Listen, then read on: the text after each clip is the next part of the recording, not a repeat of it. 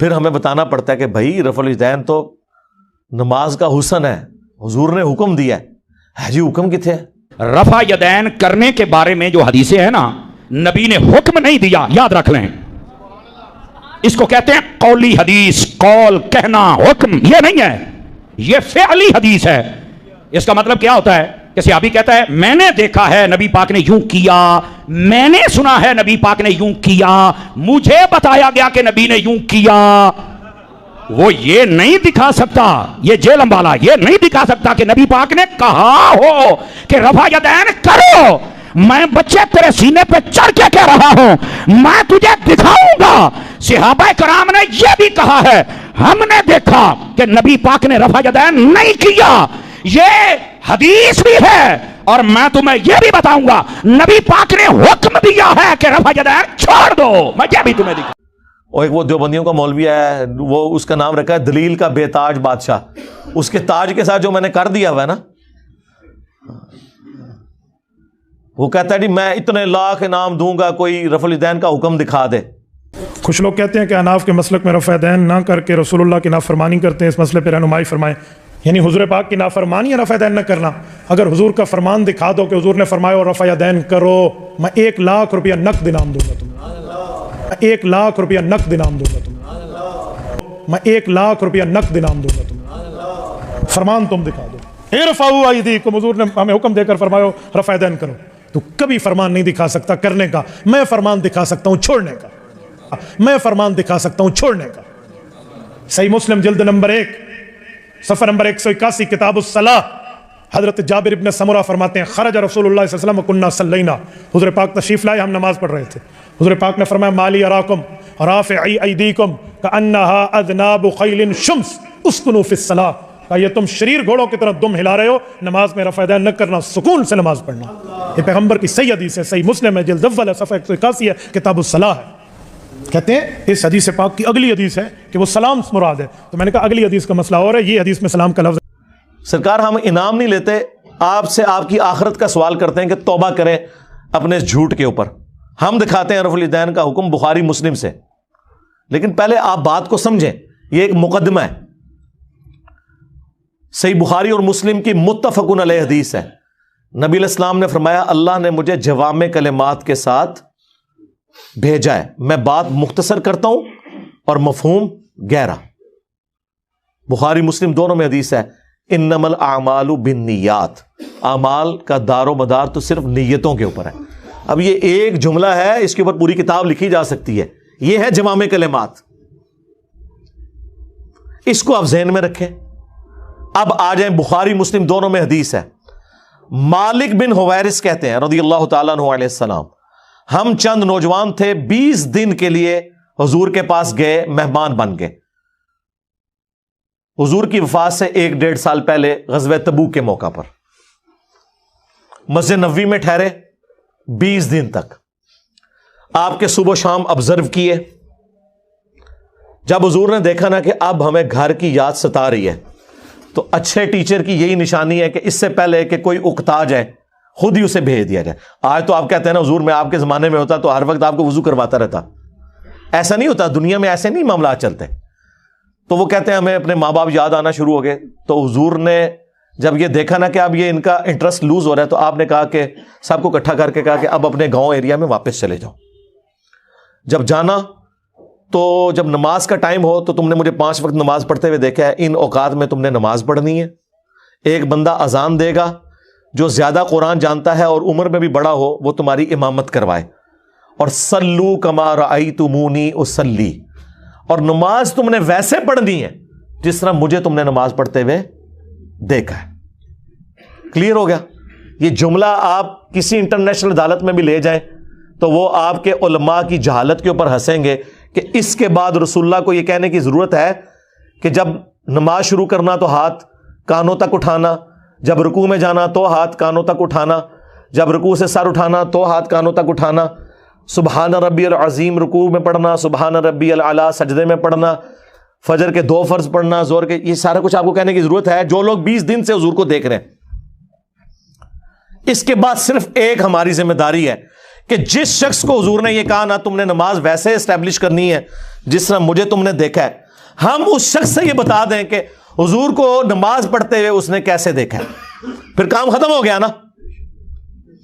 رفع الیدین کا حکم آ جائے گا نا بیچ میں. جب آپ نے کہا تم نے نماز اس طرح پڑھنی ہے جس طرح مجھے پڑھتے ہوئے دیکھا, جوامع کلمات ہو گئے. تو سرکار مالک بن حویرث سے پوچھ لیں, بخاری مسلم دونوں میں موجود ہے کہ مالک بن حویرث رضی اللہ تعالیٰ عنہ کہتے ہیں کہ جب نبی علیہ السلام نماز شروع کرتے تو دونوں ہاتھ کانوں تک اٹھاتے. بخاری میں صرف ہے کہ اٹھاتے, مسلم میں ہے کانوں تک, اور بخاری میں عبداللہ بن عمر کی جو حدیث ہے اس میں ہے کندھوں تک. ہتھیلیاں کندھوں کی سیدھ میں, انگلیاں کانوں کی سیدھ میں, یا یوں بھی اٹھا سکتے ہیں, کانوں تک اٹھاتے. اور رکوع میں جاتے وقت کانوں تک اٹھاتے, اور رکوع سے سر اٹھاتے تو کانوں تک اٹھاتے. مالک بن حویرث خود نماز کا طریقہ سکھا رہے ہیں, بلکہ بخاری میں الفاظ ہیں, وہ کہتے ہیں نماز کا میرا ارادہ نہیں تھا, میں تمہیں نماز سکھانے کے لیے بتا رہا ہوں کہ میں نے نبی علیہ السلام کو اس طرح نماز پڑھتے ہوئے دیکھا ہے رفع الیدین کے ساتھ. اور ایون بخاری میں جلسہ استراحت آیا ہے کہ مالک بن حویرث پہلی اور تیسری رکعت میں اس وقت تک نہیں کھڑے ہوتے تھے دوسری اور چوتھی رکعت کے لیے جب تک بیٹھ نہ جائیں دوسرا سجدہ کر کے بھی. ویسے تو الگ سے بھی بخاری میں حکم ہے, نبی علیہ السلام نے ایک تیزی سے صحابی کو نماز پڑھتے ہوئے دیکھا تو فرمایا دوبارہ پڑھو, تم نے نماز نہیں پڑھی. 3 دفعہ ہوا تو چوتھی دفعہ آپ نے جب اس کو نماز کا طریقہ سکھایا تو اس میں آپ نے فرمایا پوری تفصیل کے ساتھ ہے, جب آپ سجدے پہ پہنچے فرمایا پہلا سجدہ کرو پھر سکون سے بیٹھ جاؤ, پھر دوسرا سجدہ کرو پھر سکون سے بیٹھو, اور پھر اگلی رکعت کے لیے کھڑے ہو. اس میں جلسہ استراحت کا ذکر موجود ہے. مالک بن حویرث کہتے ہیں میرا ارادہ نہیں تھا, میں صرف نماز سکھانے کے لیے تمہیں بتا رہا ہوں. اور مالک بن حویرث وہ ہیں جو حضور کی وفات سے 1-1.5 سال پہلے مسلمان ہوئے ہیں, اور آپ کو دیوبندی بریلوی حنفی یہ کہانی کرا رہے ہیں جی مکے میں رفع الیدین ہوتا تھا, مدینے میں منع ہو گیا. اور رفع الیدین کے جتنے راوی ہیں نا میجورٹی وہ ہیں جو فتح مکہ کے بعد مسلمان ہوئے ہیں, ہجرت مدینہ نہیں, فتح مکہ کے بعد 8 ہجری کے بعد. وائل بن حجر کی حدیث ہے مسلم شریف میں, ابو داؤد میں, بلکہ وائل بن حجر تو پھر 1 سال بعد ابو داؤد میں سنن نسائی میں آئے کہ دوبارہ آئے. وہ کہتے ہیں میں نے سردیوں میں دیکھا کہ صحابہ کرام چادروں کے اندر سے رفع الیدین کر رہے ہوتے تھے. اس سے یہ بھی مسئلہ پتہ چل گیا کہ چادر کے لیے ہاتھ باہر نکالنے کی ضرورت نہیں, اندر سے بھی رفع الیدین ہو سکتا ہے.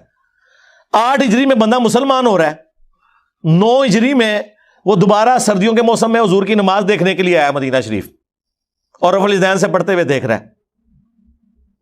تو منسوخ کس ٹائم ہوا ہے؟ کوئی نہیں ہوا سرکار. سنی اور شیعہ دونوں قائل ہیں رکوع میں جاتے وقت, رکوع سے اٹھتے وقت, اور تیسری رکعت سے اٹھتے وقت رفع الیدین کرنے کے اوپر. یہ دلیل کے بے تاج بادشاہ جو ہے نا, ان کے تاج کی حقیقت یہ ہے جو میں آپ کو بتا رہا ہوں. یہ لوگوں کا علمی لیول ہے. جی رفع الیدین کا حکم دکھائیں, جی دکھا دیا. اب آپ کے پاس قیامت تک ٹائم ہے کہ آپ نے بتانا ہے کہ مالک بن حویرث نے یہ جو نعوذ باللہ غلط نماز سکھائی, کب انہوں نے توبہ کی یہ غلط نماز سکھانے سے, یہ ذرا آپ نے بتانا ہے. ابو حمید سعدی کی حدیث بخاری میں بھی ہے اور تفصیل کے ساتھ جامعہ ترمذی اور سنن نبی داؤد میں. 10 صحابہ کی موجودگی میں انہوں نے نماز کا طریقہ جب سکھایا تو باقی 10 لوگوں نے کہا کہ آپ تو بالکل اینڈ پہ مسلمان ہوئے ہیں. انہوں نے کہا کہ اس میں کوئی لڑائی جھگڑے والی بات نہیں, میں تمہارے سامنے نماز پڑھتا ہوں, اگر میں غلطی کروں مجھے بتا دینا. تو انہوں نے 10 صحابہ کی موجودگی میں نماز پڑھی. اس سے یہ بھی ثابت ہو گیا کہ وہ شخص نماز کا طریقہ بیان کر رہا تھا جو اینڈ پہ مسلمان ہوا, اور باقی صحابہ کہہ رہے ہیں تو بالکل آخر میں آیا. اور پھر جب وہ نماز کا طریقہ بتا چکے تو 10 نے بیک زبان کہا کہ آپ نے بالکل صحیح نماز پڑھی, رسول اللہ اسی طرح نماز پڑھا کرتے تھے. مراد یہ کہ حضور کی وفات کے بعد ذکر ہو رہا ہے, اور یہ ایٹ لیسٹ 30 سال بعد کا واقعہ حضور کی وفات کے. فوراً بعد بھی کوئی فرق نہیں پڑتا. 10 کے 10 کو غلطی, جس میں ابو قتادہ بھی شامل ہیں سینئر اصحاب میں سے. اس میں انہوں نے رفع الیدین کا ذکر کیا ہے, جلسہ استراحت کا ذکر کیا ہے, تورک بیٹھنے کا ذکر کیا ہے. چوتھی رکعت میں بائیں سرین پہ بیٹھ کے دایاں یعنی پاؤں کھڑا کر کے اس کے نیچے سے بائیں پاؤں کو گزارنا. اور ابو داؤد میں تو الفاظ ہیں کہ جب نبی علیہ السلام نماز کا ارادہ کرتے تو نبی علیہ السلام قبلہ رخ کھڑے ہوتے اور اپنے ہاتھوں کو کندھوں تک بلند کرتے, یہاں تک کہ ہر ہڈی اپنی جگہ پر جب واپس آ جاتی پھر آپ قرات شروع کرتے.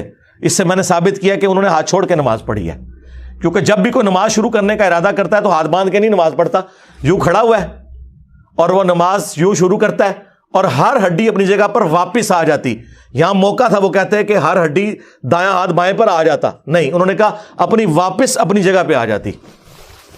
اس سے نبی علیہ السلام سے بھی ہاتھ چھوڑ کے نماز پڑھنا ثابت ہے. ویسے عبداللہ ابن زبیر کی الگ سے حدیث ہے المصنف ابن ابی شیبہ میں، باقاعدہ باب باندھا ہے امام ابن ابی شیبہ، امام بخاری مسلم کے استاد نے، کہ ان صحابہ اور تابعین کا بیان جو ہاتھ باندھ کے نماز پڑھتے تھے، جو ہاتھ چھوڑ کے. ہمارے نزدیک دونوں طریقے درست ہیں، ہاتھ باندھنا بھی، ہاتھ چھوڑنا بھی. تو وہاں پہ پھر 11 صحابہ کی یہ گواہی ہوگی، 10 وہ اور 11واں جو سکھا رہا تھا. تسی 11ویں لی سرکار نو مندے ہو، اسی 11 سرکاراں نو مننے ہاں، اور ساڈی سرکاراں ہو جو صحابہ نے. جی رفع الیدین کا حکم دکھا دیں، جی دکھا دیا. اور آپ رفع الیدین کا مذاق جو اڑاتے ہیں، اللہ سے ڈر جائیں. گھوڑوں کے دموں کے ساتھ اسے تشبیہ دیتے ہیں. کیا رسول اللہ پوری زندگی اس طریقے سے نماز پڑھتے رہے جس کو آپ نے بعد میں کہنا تھا یہ گھوڑوں کی دمیں ہیں؟ آپ خود سوچیں عقلاً، کیونکہ میں نے تو ثابت کر دیا کہ حضور اپنی وفات سے 1 سال پہلے تک کر رہے ہیں. ویسے تو میں نے مسئلہ 70B میں ثابت کیا ہے کہ وفات تک، وہ کہتے ہیں وفات تک کا لفظ جی موجود ہے. جب حضور کی وفات کے بعد صحابہ کرام نماز کا طریقہ سکھا رہے ہیں تو وفات تک ہی ہوا نا، لاجیکل ہے. یہ تو نہیں کہ منسوخ شدہ طریقہ انہوں نے سکھانا تھا. باقی تفصیل وہ دیکھ لیں، 2.25 گھنٹے کا لیکچر ہے. ان کے 8 دھوکوں کے جو میں نے جواب دیے ہیں جی. بغلوں میں بت رکھ کے آتے تھے، ٹھیک ہے جی. گھوڑوں کی دموں والی روایت مسلم شریف سے آؤٹ آف کانٹیکسٹ، جابر بن سمرہ والی شریر گھوڑوں کی دمیں، وہ 4 روایتیں اکٹھی ہیں، اس میں باقاعدہ موجود ہے کہ وہ سلام پھیرتے وقت زانوں سے ہاتھوں کو اٹھاتے تھے. وہ کہتے ہیں نہیں، ایک روایت میں اس کے بغیر ذکر ہے. کچھ لوگ کہتے ہیں کہ احناف کے مسلک میں رفع دین نہ کر کے رسول اللہ کی نافرمانی کرتے ہیں، اس مسئلے پہ رہنمائی فرمائیں. یعنی حضور پاک کی نافرمانی یا رفع دین نہ کرنا. اگر حضور کا فرمان دکھا دو کہ حضور نے فرمایا اور رفع دین کرو، میں 1 لاکھ روپیہ نقد انعام دوں گا تمہیں. فرمان تم دکھا دو، ارفعوا ایدیکم، حضور نے ہمیں حکم دے کر فرمایا رفع دین کرو. تو کبھی فرمان نہیں دکھا سکتا کرنے کا، میں فرمان دکھا سکتا ہوں چھوڑنے کا. صحیح مسلم جلد نمبر 1 صفحہ نمبر 181 کتاب الصلاۃ، حضرت جابر ابن سمرہ فرماتے ہیں خرج رسول اللہ صلی اللہ علیہ وسلم وکنا صلینا، حضور پاک تشریف لائے، ہم نماز پڑھ رہے تھے. حضور پاک نے فرمایا مالی اراکم رافعی ایدیکم کانہا اذناب خیل شمس اسکنوا فی الصلاۃ. کہا یہ تم شریر گھوڑوں کی طرح دم ہلا رہے ہو، نماز میں رفع دین نہ کرنا، سکون سے نماز پڑھنا. یہ پیغمبر کی صحیح حدیث ہے، صحیح مسلم ہے، جلد اول ہے، صفحہ 181 ہے، کتاب الصلاۃ ہے. کہتے ہیں اس حدیث پاک کی اگلی حدیث ہے کہ وہ سلام مراد ہے. تو میں نے کہا اگلی حدیث کا مسئلہ اور ہے، یہ حدیث میں سلام کا لفظ نہیں ہے. سرکار یہ حدیث ابو داؤد میں بھی ہے، سنن نسائی میں بھی ہے، باقاعدہ اس کے اوپر اماموں نے باب باندھے ہوئے ہیں کہ یہ حدیث کس سے متعلق ہے. آپ کے رد کے اوپر کہ سلام پھیرتے وقت امام نووی نے بھی مسلم کے باب کے اوپر یہ لکھا ہوا ہے.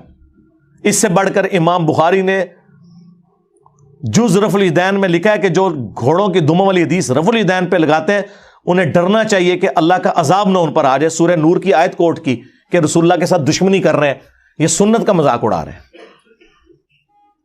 اور جز رفع الیدین پہ جو میں نے ویڈیو ریکارڈ کرائی ہے، جو کچھ امام بخاری نے ان کی طبیعت صاف کی ہوئی ہے، وہ 70B مسئلہ آپ ضرور دیکھیں. رفع الیدین سے متعلق فرقہ وارانہ نظریات کا تحقیقی جائزہ، اس میں ان کے آپ کو جھوٹ پتہ چلیں گے کہ یہ جھوٹ کی بنیاد پہ کھڑے ہیں. اور ہم تو بڑے خوش ہوتے ہیں کوئی گھوڑوں کی دموں والی حدیث بتا دے، بت رکھنے والی جھوٹی بات خود گھڑی بھی بتا دے، ہم پھر کہتے ہیں آپ کو بتائیں گے.